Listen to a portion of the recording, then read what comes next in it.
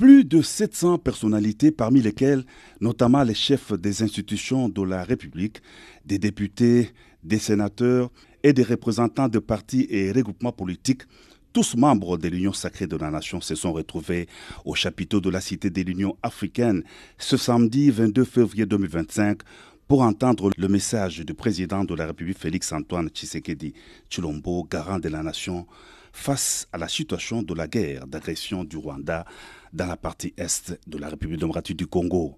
Tout a commencé par la prière et une minute de silence en mémoire de toutes les victimes de la guerre d'agression dans l'est du pays, à laquelle le secrétaire permanent de l'Union sacrée de la nation, André Mbata, a convié l'assistance.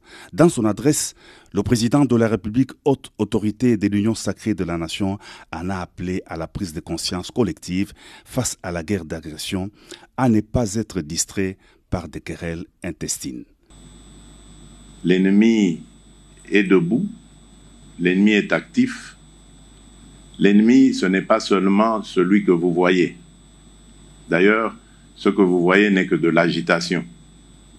On a pris quelques esprits faibles de nos compatriotes et on les a placés devant pour donner une illusion de quelque chose. Mais je peux vous dire ici que cette illusion ne restera qu'illusion.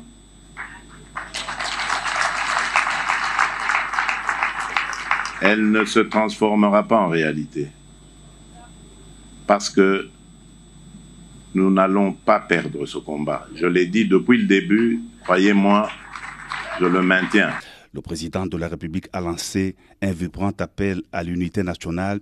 Nous appartenons tous à notre pays, la République démocratique du Congo, a dit le chef de l'État.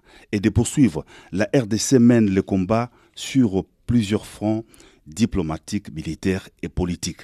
Sur le plan diplomatique, la RDC enregistre des victoires.